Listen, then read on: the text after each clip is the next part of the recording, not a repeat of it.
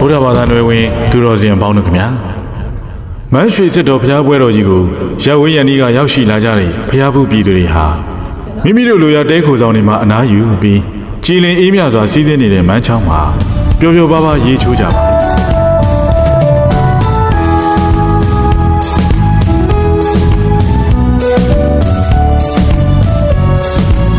ရေချိုးပြီးမောပြေတဲ့ခါမှာတော့အောက်ဆက်တော်ရာကိုအရင်ဥခိုက်ကြပါလိမ့်မိမိတို့မှာပါလာတဲ့စွန်းရေချမ်းပန်းတွေနဲ့ဖျားရှင်ကိုရင်မှန်းပြီးဗုဒ္ဓခြေတော်ရာကိုဥခိုက်ပူဇော်ကြပါလိမ့်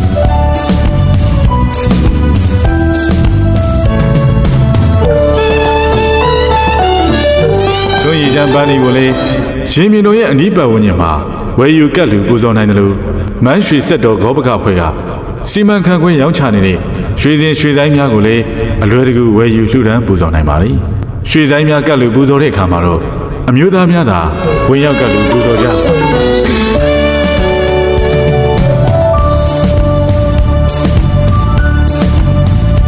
အဲ့ဒီကနေတဆင့်အထူးတရားကိုဖျက်ကျော်ပြီးဘဝလူကန်ဌာနမှာမိမိတို့တရားတာနေများမဆိုဝင်ရောက်လှူဒန်းနိုင်ကြပါလိမ့်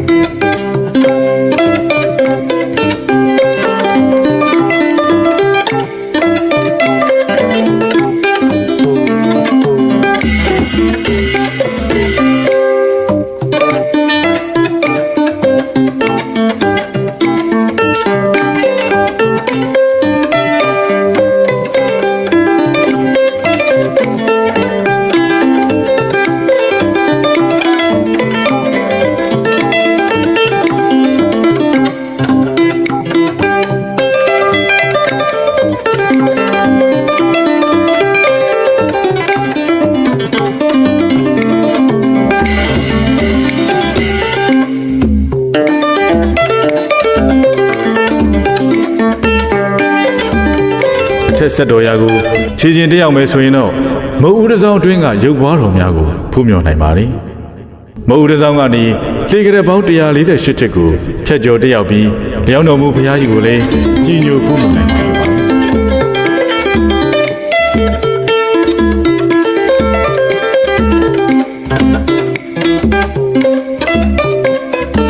တက်ရောက်ခဲ့တဲ့တန်ရုံးစစ်လေးတွေကို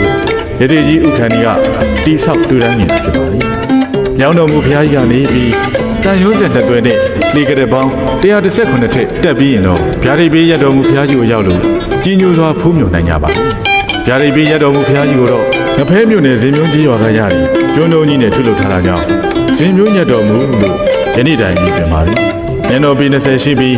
ရွှေသင်္ကန်းကိုအချင်းချင်းကတ်လူပူဇော်ခဲ့တာဆိုရင်ဖြင့်ယနေ့ထက်တိုင်ဖြစ်ပါလေရတော်မူဘုရားကြီးရဲ့အရှိဘမှာရှိတဲ့လေကားကနေလေကရက်ပေါင်း32ထက်ဆင်းလိုက်ရင်တော့တကြိတ်ရှိစုဖျားများကိုဖူးမြင်နိုင်မှာဖြစ်ပါလိမ့်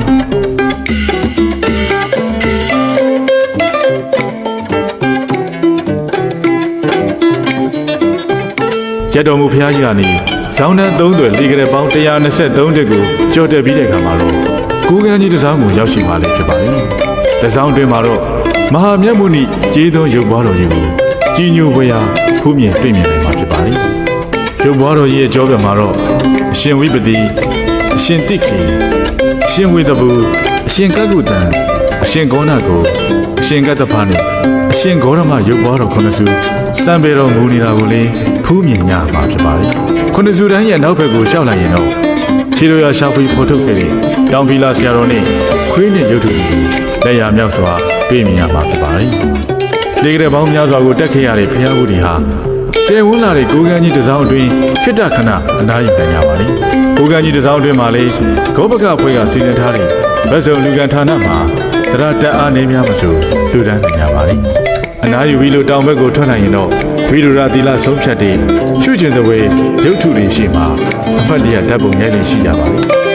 အထက်ဆက်တော်ရာကိုတက်ရောက်ဖူးမြော်နိုင်မှုဇောင်းနှံအသွေးတွေလေကားတဲ့ပေါင်းများစွာကိုတက်ရောက်ရတာကြောင့်တကြီးရဲဝင်တဲ့ကလေးငယ်တွေအတွက်အဆင်ပြေအောင်ဆိုပြီးတော့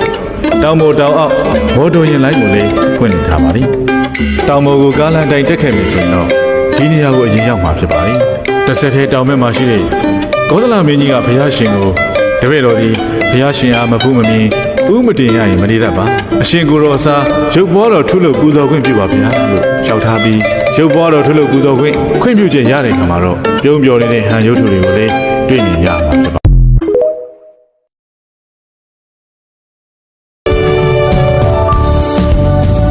ကိုကန်းကြီးရင်မြေတောင်ပေါ်ကအထက်ခြေတော်ရအထက်လက်ရပဲချမ်းမှာတော့ပိတ်တချင်း9000ခန်းရှိတဲ့ခေါင်းလောင်းကြီးကိုတွေ့မြင်နိုင်မှာဖြစ်ပါတယ်။အဲဒီခေါင်းလောင်းကြီးရဲ့အတန်ဟာတခြားခေါင်းလောင်းတွေနဲ့ထူးပြီးဒေါသန်တောင်တန်စမ်းရည်စီးတဲ့အလားကြည်နူးလွှမ်းဆော်ဖွယ်အတန်တို့ကိုလည်းကြားရတယ်လို့ပြောစမှပြုနေကြပါတယ်။ခေါင်းလောင်းကြီးကိုကိုကန်းကြီးအရောက်ဆွဲတင်ရမှာတော့ငဖဲမျိုးဇီးတော်ရွာဦးညိုကြီးရဲ့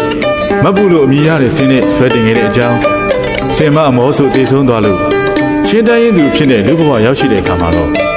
ခေါင်းလောင်းတန်ကြားတိုင်းရည်ရည်ကြခဲ့တယ်လို့ပြောစမှပြုကြပါရှင်းတိုင်းသူရဲ့အမည်ကတော့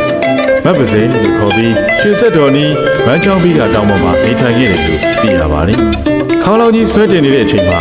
မောဟိုင်နေတဲ့ဆင်မကြီးကိုဘုရားဘူးများဖြစ်ကြတဲ့မောင်နန္ဒနဲ့မေယူပတို့ကတောက်ရည်တိုက်ပေးခဲ့ကြတာကိုတရုပ်ဖော်တဲ့အနေနဲ့မောင်နန္ဒမေယူပရုပ်ထုတွေကိုလည်းတွေ့မြင်ရမှာဖြစ်ပါတယ်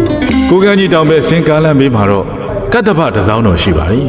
။တစောင်းထဲမှာရှိတဲ့အလောင်းတော်ကတ္တဖကိုလည်းဝင်ရောက်ဖူးမြော်နိုင်မှာဖြစ်ပါတယ်။ကတ္တဖတစောင်းတော်ကိုသွားတဲ့လမ်းဟာရှေးခါကလှဲတခွင်သာမျှသာရှိခဲ့ပါတယ်။အခုခါမှာတော့ပြည်ပြည့်ကျယ်ဝန်းပြီးကားကြီးကားငယ်တို့အန္တရာယ်ကင်းစွာသွားလာနိုင်ကြပါတယ်။ကိုကန်းကြီးကနေပြီးလှေကား83တက်လမ်းပြီးတဲ့ခါမှာတော့အထက်ဆက်တော်ရာကိုရောက်ရှိပါတော့တယ်။ပထမဆုံးဖူးမြော်ရတဲ့ဇီဒီကတော့အထက်ခြေတော်ရာကိုငုံပြီးတည်ထားတယ်9000မြင့်မူလရွှေလီဖြစ်ပါတယ်ပထမဇီဒီရဲ့အနီးမှာခြေတော်ရာဘွားကိုဥမြင်နိုင်ပါတယ်ခြေတော်ရာဘွားနဲ့အနီးကဒုတိယဇီဒီကိုလည်းတစ်ဆက်တည်းဥမြင်ရမှာဖြစ်ပါတယ်တက္ကရာ1050အဝမြို့မန်းအောင်ရတနာမင်းလက်ထက်သာသနာတက္ကရာ2140ခုနှစ်မှာလေကိုင်းမြို့အရှင်သူရမစာရဆရာတော်ကသစ္စာဗန္ဒတောင်မှာရှိတဲ့ဗုဒ္ဓရဲ့အထက်ခြေတော်ရာကိုတောင်ဆုံးမှာဖြစ်နေတဲ့အတွက်ရာဟုပြည်သူများအန္တရာယ်မဖြစ်စေဖို့ရွှေ့ပြောင်းတဲ့အခါမှာတော့ခြေတော်ရာအကြောင်းဖြစ်ပေါ်နေပါတယ်။ရွှေ့ပြောင်းခဲ့တဲ့အရှင်သူရမစာရာလေးမျက်စိနှကွင်းအလင်းမရဖြစ်ရပါတယ်။အဲဒီခါမှာတော့မဏိပပ္ပရသီလာဒေဝဒေါဆောင်နကဆရာတော်ရဲ့မျက်စိနှကွင်းပြန်မြင်လို့တော့ဗုဒ္ဓရဲ့ခြေတော်ရာကိုမူလနေရာမှာပုံစံမပြည့်ပြန်လည်ထားရှိပြီးအကြောင်းပေါ်သွားတာကိုဇီတော်ဖုံးအုပ်ထားပါလိမ့်။ကျူစင်တန်ရှင်းတဲ့ကြောက်ကိုရွေးချယ်ပြီးခြေတော်ရာဘွားအသစ်ပြုလုပ်ထားရှိမှသာမျက်စိနှကွင်းပဂရိအတိုင်းပြန်လည်မြင်ရမှာဖြစ်တဲ့ကြောင်းပြောကြားရပါလိမ့်။ဆရာတော်လေးလေကမ်းမြို့မှာရှိတဲ့နှမဖြစ်သူကိုအကူအညီတောင်းလို့တောင်ဆောက်နဲ့ပြောတဲ့အတိုင်းဇီတော်တည်ထားခဲ့တဲ့အတွက်မျက်စိနှကွင်းပြန်လည်အလင်းရပါလိမ့်။မူလခြေတော်ရာကိုပြန်လည်ပြီးဇေဒီငုံတည်ထားတာကြောင့်ပထမဇေဒီလို့အမည်ပြန်ပါလိမ့်။တဲ့ခြေတော်ရာကိုရွှေ့ပြောင်းစဉ်ကပြည့်စည်သွားတဲ့ခြေတော်ရာအမုံတွေကိုစုပေါင်းပြီးထာပနာပြုလို့ဤထားတဲ့ဇေဒီကိုတော့ဒုတိယဇေဒီလို့အမည်ပြန်ကခြေတော်ရာစစ်ကိုဂုံတီထားတာမို့အရှင်သူရမစာရကခြေတော်ရာတဆူကိုတခင်ကသူရွှေ့လို့တဲ့နေရာမှာကြောက်စစ်ထုလို့ခါပူဇော်ထားတဲ့ခြေတော်ရာဖြစ်တာကြောင့်ခြေတော်ရာဘွားလို့အမည်ပြန်ပါတယ်ခြေတော်ရာဇေဒီနဲ့ခြေတော်ရာဘွားကိုရွှေသင်္ကန်းများကတ်လူပူဇော်နိုင်ကြပါတယ်အထက်ခြေတော်ရာရင်မြင်တော်ကနေတောင်ဘက်ကိုထွက်လိုက်ရင်တော့မိမိတို့ရဲ့အစိုးအညံများပြေပြောက်အောင်ညောင်ထောက်ပြီးတော့ကုသိုလ်ယူနိုင်ကြပါတယ်အဲ့ဒီညောင်ပင်ကတော့မြန်မာနိုင်ငံဝန်ကြီးချုပ်ဦးနုကိုယ်တိုင်1955ခုနှစ်မတ်လမှာစိုက်ပျိုးလူရန်ခဲ့တဲ့မဟာဗောဓိညောင်ပင်ဖြစ်ပါတယ်ဗောဓိပင်ရဲ့အောက်ဘက်မှာတော့1342ခုနှစ်ကတည်ခဲ့တဲ့ဇီးကွေရုပ်ကြီးနဲ့အနီးတစ်ဝိုက်မှာရှိတဲ့မတ်ဖို့မယ်ကူကိုလည်းလေ့လာနိုင်ပါတယ်